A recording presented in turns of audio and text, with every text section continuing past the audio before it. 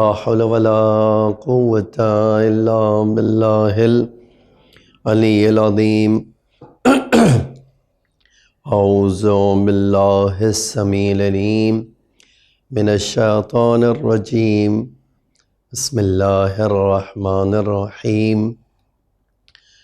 الحمد لله الذي لا يبلغ مدحته القائلون ولا يحصي نعماه العادون ولا يودي حقه المجتهدون الذي ليس لصفته حد محدود ولا نعت موجود ولا أجل ممدود فطر الخلائق بقدرته ونشر الرياح برحمته ووتدى بالصخور ميدان أرضه ثم الصلاة والسلام والتحية والإكرام على بشير النذير والسراج المنير حبيب إله العالمين أبي القاسم المصطفى محمد اللهم صل على محمد وعلى آله الطيبين الطاهرين المعصومين المظلومين الغر الميامين لا سيما الإمام المبين بقية الله في الأرضين الحجة الثاني عشر الإمام المهدي المنتظر صلوات الله وسلامه عليه. أما بعد فقد قال الله تعالى في محكم كتابه المجيد وفرقانه الحميد وقوله الحق. بسم الله الرحمن الرحيم. كتب عليكم إذا حضر أحدكم الموت إن ترك خيرا الوصية للوالدين والأقربين. ایک صلوات پڑھیے محمد وعلی اللہم صلی علی محمد وعلی.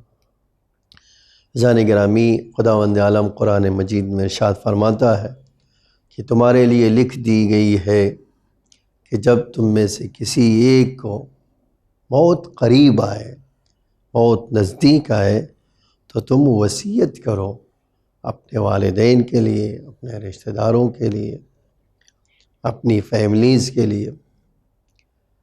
عزیزان گرامی، یہ جو جملہ ہے کہ وصیت ایک ایسا قانون ہے، وصیت ایک ایسا عمل ہے جس عمل کی اہمیت کا اندازہ شاید ہم اور آپ اتنی آسانی سے نہ کر سکیں جتنا جو ہے شریعت میں وصیت کی اہمیت کا اعلان کیا گیا. آج رسول اللہ کی حدیث شریف پائی جاتی ہے کہ رسول اللہ نے فرمایا کہ پوری زندگی اگر انسان برائی میں گزارے، اچھی طرح سے نہ گزارے، اچھا اعمال کے ساتھ نہ گزارے، لیکن اگر وصیت اس کی اچھی ہو جائے تو پوری زندگی اس کی اچھی ہو جاتی ہے.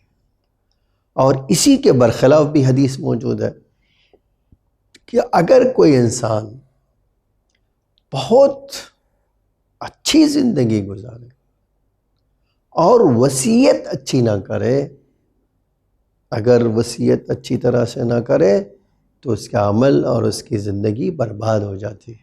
یہ ایک جو ہے وصیت کی اہمیت اس بات سے پتہ چلتی ہے.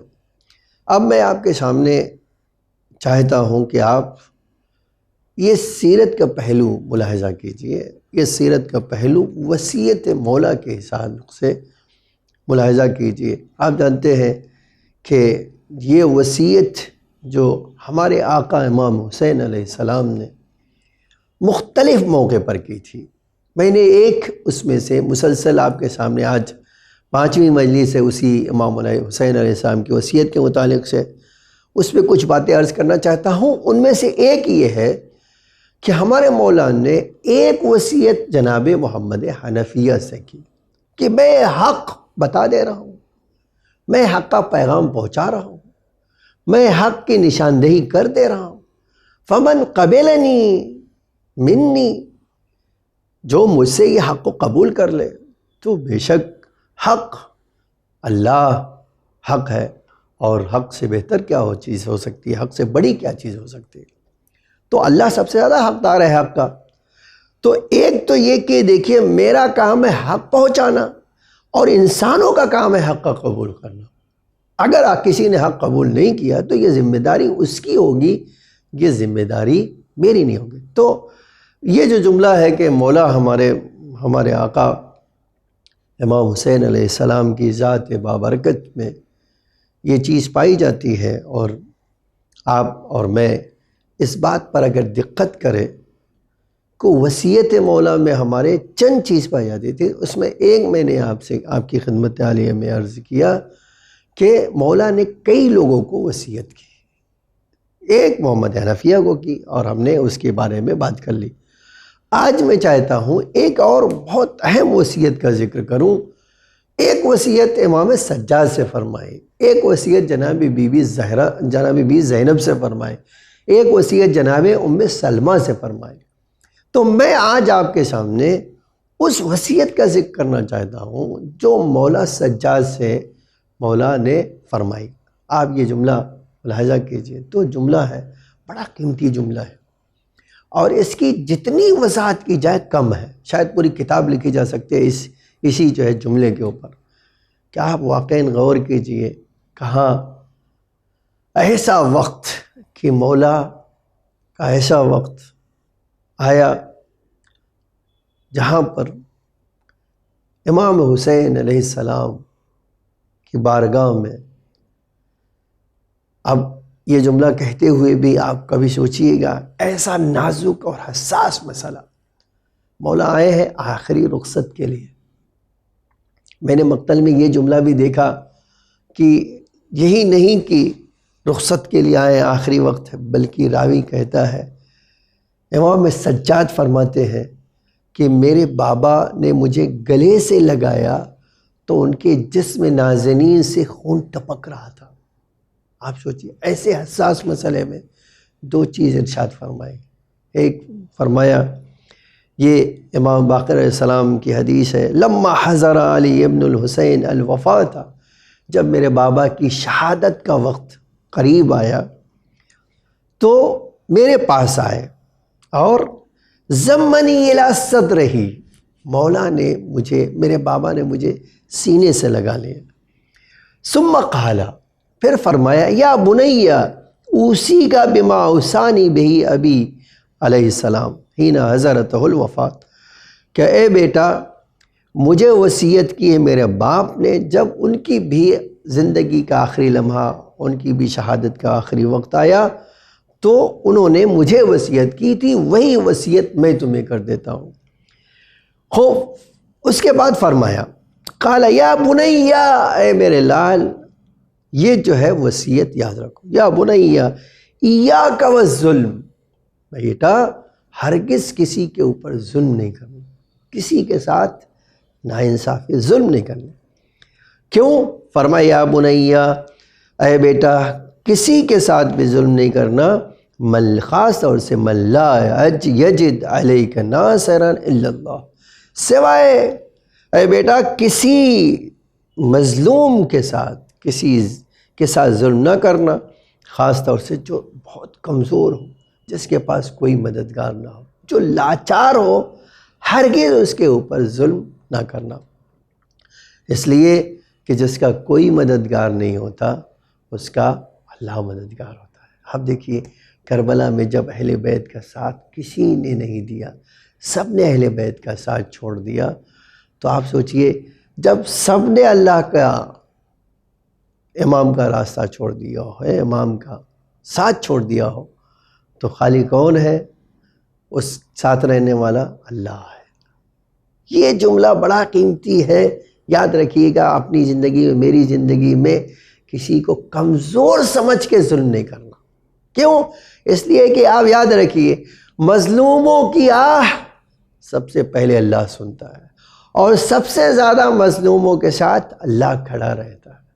تو اب آپ سوچ لیجئے ایسے وقت میں جب مولا کا آخری وقت ہو، کہے بیٹا کسی کو مظلوم سمجھ کر اس پر ظلم نہیں کرنا، اے بیٹا کبھی بھی اس طرح۔ پھر ایک دوسری بات اسی میں ایک اور جملہ فرمایا کہ اے بیٹا حق کتنا بھی کڑوا ہو، اے میرے نور نظر، حق کتنا بھی کڑوا ہو، حق کڑوا ہونے کے باوجود کبھی نہیں چھوڑنا۔ ایک بار حق جان گئے، ایک بار حق کو سمجھ لیا، تو اب بیٹا حق کڑوا ہو، تمہارے خلاف جا رہا ہو، تو بھی تم حق کے ساتھ کھڑے رہنا۔ یہی آج اسلام کا جو سب سے بہترین قانون آپ کہہ سکتے ہیں، جو کہہ سکتے ہیں کہ سب سے مضبوط قانون ہے، وہ یہی ہے کہ حق جان لیا میں نے، حق پہچان لیا میں نے، تو اب مجھے حق کے لیے ہر قربانی دینا ہے۔ اس لیے کہ حق بہرحال جیت کر رہے گا، باطل بہرحال پست ہو کر رہے گا۔ ایسا نہیں ہو سکتا کہ باطل جیت جائے، باطل کو ہارنا ہی ہے اور ہار کر ہی رہے گا۔ عزیزان گرامی، تو ایک بات آپ جان لیجئے کہ حق کیسا بھی کڑوا ہو لیکن حق کے ساتھ ہوگا۔ یہی چیز ہمیں مولا نے سکھائی، ہمارے آقا نے سکھائی۔ یہ آپ جان لیجئے، مجھے بھی جاننا چاہیے، آپ کو جاننا چاہیے کہ یہ ایسے حساس موقع پر امام نے دو جملے، ایک حق کے سلسلے میں، ایک مظلوموں کے سلسلے میں فرمایا، اور اسی حق کے لیے اتنی بڑی قربانیاں امام حسین نے دی ہے۔ جو بھی آپ کہنا چاہیں، امام حسین نے اسی حق کے لیے قربانی دی اور اسی حق کے لیے کہا ہے کھڑے رہو۔ میں حسین، جس سے بڑھ کر دنیا میں کوئی نہیں ہو سکتا، اولاد رسول سے بڑھ کر کوئی نہیں ہو سکتا، اولاد علی سے بڑھ کر کوئی نہیں ہو سکتا ہے۔ تو جو ہے آپ کبھی سوچئے کہ جو سب سے بڑی قربانی دے رہا ہے، جو سب سے بڑی قربانی کی پہچان کروا رہی ہے، تو وہ کون ہے؟ جو سب سے بڑی قربانی دے رہا ہے وہ ہمارے آقا ہے۔ یہ شعر یوں ہی نہیں پڑھتے تھے کہ اے اللہ جب میں نے تیری ذات کو سمجھ لیا، تیرے وجود کو جان لیا، تو کیا کہتے تھے؟ کہتے تھے اے اللہ جب جان لیا، پہچان لیا ہے، تو کوئی ایسی چیز نہیں ہے جو میں تیرے لیے نہ کر رہا ہوں، ہر چیز تیرے لیے کر رہا ہوں۔ اور یہ جملہ خلقت ترن فی ہوا کا، اے اللہ اپنی تیری محبت میں سب مخلوقات، ہر مخلوق کو چھوڑ رہا ہوں۔ وَأَيْتَمْتُ الْعِيَالَ لَكَيْ أَرَاكَ، اور اے اللہ اپنے بچوں کو یتیم بنا رہا ہوں، کس لیے؟ تاکہ اے اللہ تجھ سے ملاقات کروں، تیری ذات تک پہنچ سکوں۔ تو اے میرے معبود، میں سب کچھ تیری ذات کے لیے چھوڑنے کو تیار۔ اس کو کہتے ہیں حق کے لیے ہر طرح کی قربانی دینا، حق کے لیے کبھی پیچھے نہیں ہٹنا۔ حق رہے گا تو آپ کا دین بھی ہے، آپ کا وجود بھی ہے، سب کچھ موجود ہے۔ حق نہیں ہے، آپ کے پاس کچھ بھی نہیں ہے۔ اسی لیے دین کی سلامتی حق کے ساتھ ہے، اور جہاں حق ہے حق قربانی مانگتا ہے۔ کوئی ایسا نہیں ہے جب انسان قربانی، حق ہے تو حق کے لیے قربانی ہے۔ اور یہی وجہ ہے آج جو لوگ حق کا ساتھ نہیں دے رہے ہیں، وہ یقین جانیے جب حق کا ساتھ نہیں دے رہے ہیں، حق کے ساتھ کھڑے نہیں ہو رہے، تو ان کے پاس دین بھی نہیں ہے۔ اس لیے کہ دین سوائے حق کے کچھ کہا ہی نہیں جاتا ہے۔ دین یعنی حق، حق یعنی دین۔ اسی لیے یہ جو حدیث کا جملہ ہے، اے اللہ حق کو اس کے ساتھ رکھنا جو علی کے ساتھ ہے، یا پلٹ کے فرمایا علی جہاں جہاں بھی جائیں گے حق وہاں وہاں جائے گا۔ اے اللہ حق کو موڑ دے جس طرف علی جا رہا ہے۔ اس کا مطلب یہ ہے کہ علی حق کے ساتھ ہوں گے اور حق علی کے ساتھ ہوگا۔ اگر حق نہیں ہے تو علی بھی نہیں ہے، علی ہے تو حق ہے، یاد رکھیے۔ عزیزان گرامی، اس بات کو سمجھنے کی ضرورت ہے۔ شاید یہ ہم بہت دیر میں سمجھے، لیکن سچائی ہے کہ ایک جملے میں کہا جائے جو مولا نے فرمایا کہ بیٹا کبھی بھی حق کتنا بھی کڑوا ہو، حتیٰ تمہیں جان گنوانا پڑ رہی ہو تو جان دے دینا، لیکن حق کو بچا لینا۔ ظالم کو کبھی بیٹا پنپنے، ظلم کو پنپنے نہیں دینا، ظالموں کو پروان چڑھنے نہیں دینا۔ اور عزیزان گرامی، ایک چیز اور میں آپ کی خدمت میں عرض کرنا چاہتا ہوں، اور اس پہ آپ غور کیجئے گا کہ اسی کے ساتھ جہاں یہ دو باتیں امام نے کہی، وہیں ایک دعا تعلیم کی ہے۔ میں چاہتا ہوں اس دعا کو میں اور آپ اپنی زندگی کا حصہ بنائیں۔ کیوں؟ اس لیے کہ فرمایا اے بیٹا سجاد، میں جو دعا تعلیم دے رہا ہوں یہ میری ماں نے مجھے آخری وقت میں تعلیم دی تھی، اور ان کو رسول اللہ نے تعلیم دی تھی، اور ان کو جبریل نے تعلیم دی تھی۔ کہا تھا جب بھی تمہیں غم اور ہم ستائے، جب بھی کوئی حاجت پیش آئے، جب بھی کوئی کرب تمہیں لگے، کرب کا احساس کرو، تو اے بیٹا یہ دعا ضرور پڑھنا، یہ دعا ضرور اپنی وجود اور زندگی کا حصہ بنا لینا۔ اگر تم قرار دو گے، جانتے ہیں واقعاً اگر آپ سوچئے یہ جو دعا کا جملہ ہے اس کی بلندی کو کوئی نہیں جانتا ہے۔ ویسے بھی دعا جو ہمارے اماموں نے سکھائی ہے، جو آپ نے اور میں نے معصوم کی زبانی سیکھا ہے، نہ ان کے الفاظ سے بہتر کوئی الفاظ بتا سکتا ہے، نہ ان سے بہتر کوئی سلیقہ بتا سکتا ہے، نہ ہی ان سے بہتر کوئی ہمیں مناجات اور خدا سے راز و نیاز کرنے کا سلیقہ سکھا سکتا ہے۔ آپ مولا آخری وقت میں سینے سے لگائے ہوئے ہیں اور یہ دعا اپنے لال سجاد کو سکھا رہے ہیں۔ یہ آپ روایتوں میں امام صادق علیہ السلام سے بھی یہ وارد ہوا۔ دعا کا جملہ کیا ہے؟ یہ دعا یہ ہے بحق یاسین، بسم اللہ الرحمن الرحیم، بحق یاسین والقرآن الحکیم وبحق طٰہٰ والقرآن العظیم یا من یقدر علی حوائج السائلین یا من یعلم ما فی یا من یعلم ما فی الضمیر یا منفسا عن المکروبین یا مفرجا عن المغمومین یا راحم الشیخ الکبیر یا رازق الطفل الصغیر یا من لا یحتاج الى تفسیر صلی علی محمد و آل محمد وفعل بی کذا و کذا۔ اس کا ترجمہ بہت آسان ہے، اس کا معنی بہت بلند ہے۔ آپ اور میں جب مولا کی وصیت میں ایک دعا یہ بھی شامل ہے کہ اے اللہ یاسین کے حق اور قرآن حکیم کا واسطہ، اے اللہ طٰہٰ اور قرآن عظیم کے حق کا واسطہ، یا من یقدر علی حوائج السائلین، اے وہ خدا جو سوال کرنے والوں کی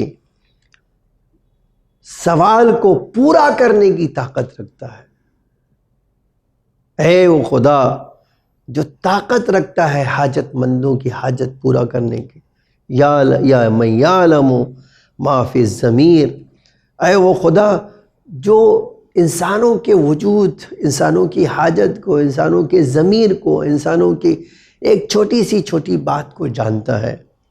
اس کے بعد یا منفسا عن المکروبین، اے وہ خدا جو لوگوں کے کرب اور پریشانیوں کو دور کرتا ہے، یا مفرجن عن المغمومین، اے وہ خدا جو غم زدہ لوگوں کے غموں کو دور کرتا ہے، یا راحم الشیخ الکبیر، اے بوڑھے انسانوں پر رحم کرنے والے، یا رازق الطفل الصغیر، اے چھوٹے چھوٹے بچوں کی رزق عطا کرنے والے، یا من لا یحتاج الی التفسیر، اے وہ خدا جو کسی وضاحت کی ضرورت اس کو نہیں ہے، کسی تفسیر یعنی کسی بیان کرنے کی، وضاحت کرنے کی جس کو ضرورت نہ ہو، محمد اور آل محمد پہ درود فرما، اور اے اللہ میرے ساتھ یہ عطا فرما دے، مجھے یہ عطا فرما دے۔ یہ جتنی چھوٹی دعا ہے اتنی ہی معنی کے ساتھ بلند ہے، اور اتنا ہی یہ جملہ ہمیں اور آپ کو اتنا ہی ادب سکھاتا ہے خدا کے لیے، ادب سکھاتا ہے آل محمد کے لیے۔ کیسا ادب کہ جب سب ساتھ چھوڑ جائیں، جب کوئی بھی آپ کا ساتھ نہ دے، جب کوئی آپ کی پناہ کو نہ آئے، جب کوئی آپ کی فریاد کو نہ پہنچے، جب کوئی سننے والا نہ ہو، جب درد سے آپ کا وجود بھر چکا ہو، جب آپ ہر طرف سے ایک اور اکیلے ہوں، جب آپ کو کوئی سہارا دینے والا نہ ہو، تو کون سہارا ہے؟ خدا کی ذات ہے۔ اس کو مخاطب کرو، اس کو بلاؤ۔ یہ ہمارے مولا نے اپنی سیرت پاک سے سمجھایا ہے۔ اگر تم چاہتے ہو کامیاب بننا، اگر تم چاہتے ہو خدا کی قرب حاصل کرنا، خدا کا راز حاصل کرنا، خدا کی پناہ میں آنا، تو یہ دعا ضرور پڑھنا، دعا نہ بھولنا عزیزان گرامی۔ اور اس کے بعد ایک جملہ اور آپ کی خدمت عالی میں کہنا چاہتا ہوں، اور اسی بات پہ اپنی بات کو سمیٹ لینا چاہتا ہوں، اسی بات سے اپنی بات کو جو ہے مکمل کر لینا چاہتا ہوں۔ وہ بات کیا تھی کہ امام نے شہزادی زینب کو وصیت کرتے ہوئے فرمایا، اور یہ وصیت جو بہن سے تھی، ایک طرف بہن وہ بہن جس سے زیادہ کوئی اپنے بھائی سے محبت نہیں کر سکتا، ایسی بہن جس کی محبت کی کائنات میں مثال دی جاتی ہو، ایسی بہن جو ہر درد اور کرب میں اپنے بھائی کے ساتھ ہو، ایسی بہن کو امام نے وصیت کرتے ہوئے فرمایا، بہن میرے بعد فریاد نہ کرنا، اے بہن اپنے جو ہے گریبان کو چاک نہ کرنا، اے بہن، اور اے بہن اس بات کا خیال رکھنا کہ نماز شب میں اپنے بھائی کو یاد رکھنا۔ اور امام نے اس طرح کی بہت ساری جو ہے وصیت کس لیے کی؟ ادب سکھانے کے لیے۔ واقعاً ایسا مولا کے جیسا چاہنے والا کوئی بھائی نہیں ہو سکتا ہے، اور نہ ہی مولا کے جیسے چاہنے والی کوئی بہن ہو سکتی ہے۔ ایسی صورت میں امام یہ بات بہن کو سکھا رہے ہیں، جہاں کوئی اپنے آپ کو قابو نہیں رکھ سکتا ہے، وہاں اپنے بھائی کی وفات اور شہادت میں دلاسا دے رہے ہیں، بہن صبر سے کام لینا، تمہیں بڑی منزلیں طے کرنا ہے، بہن بڑے بڑے سفر کرنا ہے۔ عزیزان گرامی، چند جملے سن لیجئے اور بات میں نے مکمل کر لی۔ آپ سوچئے اہل بیت کا قافلہ، لٹا ہوا قافلہ جب کربلا سے نکل رہا تھا تو بڑی منزلیں، بڑا دکھ، بڑا دردناک منظر رہا ہوگا۔ آپ خود خالی احساس کر سکتے ہیں، میں خالی آج اتنے سالوں کے بعد آپ کے سامنے بیان کر رہا ہوں تو آپ قابو نہیں کر پاتے، بے ساختہ آپ کی آنکھوں سے آنسو نکل جاتا ہے۔ کبھی آپ سوچئے وہ چہیتی بہن نے جب اپنے بھائی کے بکھرے ہوئے لاشے کو دیکھا ہوگا تو بہن پر کیا گزر گئی ہوگی، سجاد پر کیا گزر گئی ہوگی۔ مقتل نے یہ جملہ لکھا ہے، مقتل نے ہمیں بتایا ہے کہ جب بیویوں کا قافلہ یہاں سے نکل کر جا رہا تھا تو بیوی نے، راوی کہتا ہے کہ امام سجاد کا چہرہ پیلا پڑ گیا، عنقریب تھا کہ امام سجاد کی روح پرواز کر جائے۔ امام اس درد کو برداشت نہیں کر پا رہے تھے، اس حد تک امام کا درد بڑھ گیا تھا، امام کا درد اضافہ، امام کے درد میں اضافہ ہو رہا تھا۔ عزیزان گرامی، وہ درد کے لمحات کو کوئی بیان نہیں کر سکتا ہے۔ ہاں، ایک جملہ ضرور میں کہنا چاہتا ہوں، اب جب امام کا چہرہ پیلا پڑ چکا تھا، امام آگے بڑھ کر امام کو دیکھا، بیوی نے اس حالت میں کہ عنقریب امام کی روح پرواز کر جائے گی، ایک بار جناب سید سجاد کو مخاطب کیا، کہا بیٹا اپنے آپ کو سنبھالو، اے میرے نور نظر اپنے آپ کو سنبھالو، مجھے ایسا لگ رہا ہے کہ بیٹا تم اپنی جان دے دو گے، اے سید سجاد تمہاری روح پرواز کر جائے گی۔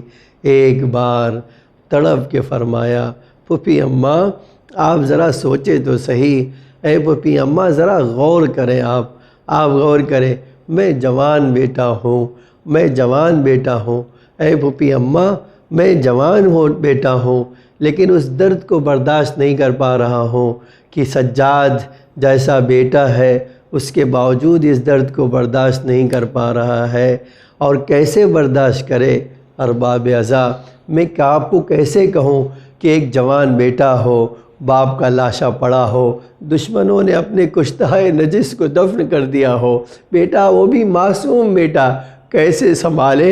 بیوی نے جب جملہ فرمایا، جناب سجاد نے تڑپ کے فرمایا، پھوپھی اماں آپ دیکھیں انہوں نے اپنے کشتہ نجس کو دفن کر دیا ہے، لیکن میرے بابا کا لاشا یوں ہی پڑا ہے رہ گیا، اے پھوپھی اماں میں 2 گز کفن بھی نہیں دے سکتا ہوں، اے پھوپھی اماں میں بابا کے درد کو بتا بھی نہیں سکتا ہوں، لو ارباب ازا بی بی میاں فریاد کرتی رہیں اور یہاں تک کہ یہ قافلہ کربلا سے روانہ ہوا چاہتا ہے۔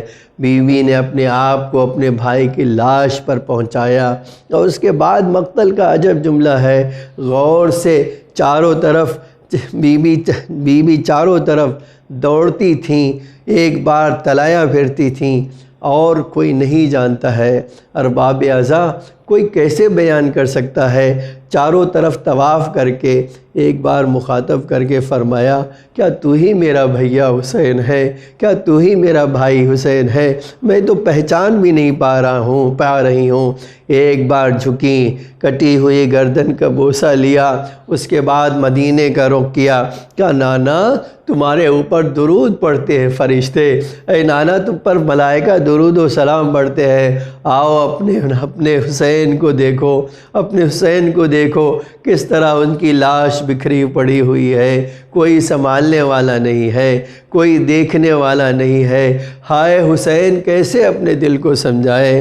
لو ارباب ازا حسین کی بہن فریاد کرتی رہی۔ پھر وہ منزل بھی آئی کہ یہ قیدیوں کا قافلہ کربلا کی طرف روانہ ہوا۔ بس ایک منظر پیش کر کے مجلس ختم کرنا چاہتا ہوں۔ یہ منظر کربلا کی طرف جب یہ قافلہ روانہ ہو گیا، لو ارباب ازا ایک منزل سے دوسری منزل، دوسری منزل سے تیسری منزل، کون سی منزل رہی ہوگی مجھے نہیں پتہ، یہاں تک کہ دھیرے دھیرے یہ قافلہ جب شام کے دربار سے پہنچ کر زندان میں پہنچا تو ایک جملہ سن لیجئے، ایک ایسے قید خانے میں رکھا گیا جہاں نہ دھوپ کا سایہ، دھوپ سے سائبان تھا، نہ زمین پر فرش بچھا تھا۔ ایک دن ایک آدمی اپنے گھر کو گیا اور گھر میں جا کر کہا، معظمہ خاتون آپ ہر شب جمعہ نذر کھاتی ہیں، نذر تیار کرتی ہیں اور غریبوں کو بانٹ دیتی ہیں۔ آج اب جب شب جمعہ آئے، اس ہفتے جب شب جمعہ آئے تو یاد رکھنا، اب بنانا اور مجھے بتانا، میں لے کر چلوں گا۔ میں نے ایسے لوگوں کو دیکھا ہے، ایسے غربت زدہ لوگوں کو دیکھا ہے جس سے مجھے کوئی اور غربت زدہ نہیں لگتا ہے۔ میں تمہیں ان کے پاس لے چلوں گا، میں ان کو تم کھانا دے دینا، ان کو شاید کھانا دو گی تمہیں زیادہ ثواب ملے گا۔ یہ اس نے کہا، آپ سچ کہتے ہیں، اچھی بات ہے، ہم ایسا ہی کریں گے۔ لو ارباب ازا شب جمعہ آئی، یہ آدمی یہ شخص لے کر جاتا ہے ان قیدیوں کے پاس۔ اب جب کھانا لے کر تیار ہوا، ان کے پاس پہنچا تو سیدانیوں نے پوچھ لیا، یہ کھانا کس کے لیے لائے ہو؟ کون کھائے گا؟ ہم سیدانی ہیں، ہمارے اوپر صدقہ حرام ہے، ہم یہ نہیں لے سکتے ہیں۔ ایک بار وہ نذر لانے والی نے تڑپ کر کہا کہ اے قیدیوں، کھانا کھانا ہے کھا لو، لیکن یہ نہ کہو کہ ہم یہ کھانا نہیں کھائیں گے، ہم یہ نذر نہیں چکھیں گے، ہم یہ صدقہ نہیں لیں گے۔ تمہیں پتہ نہیں ہے یہ صدقہ آل رسول کا ہے، یہ صدقہ آل رسول کا ہے، تم کیوں کر کہہ سکتے ہو؟ یہ جملہ سننا تھا۔ ایک بار اس بیوی نے فرمایا، اگر تم حسین کا صدقہ دے رہی ہو تو آج کے بعد حسین کا صدقہ نہ دینا۔ ایک بار صدقہ لینے والی نے کہا، بی بی ایسا کیوں کہہ رہی ہو؟ فرمایا، اس لیے کہہ رہی ہوں کہ ارے جس کا صدقہ تم نکال رہی ہو اس کو شہید کر دیا گیا ہے، ارے اس کو قیدیوں کی طرح ایک جگہ سے دوسری جگہ پھرایا گیا ہے۔ بی بی وہ کوئی اور نہیں، ارے وہ ہمارا بھائی حسین تھا جس کو کربلا میں شہید کر دیا گیا۔ ہم حسین کی بہن زینب ہے، یہ حسین کا لشکر ہے جو کشا بکشا ایک جگہ سے دوسری جگہ پھرایا جاتا تھا۔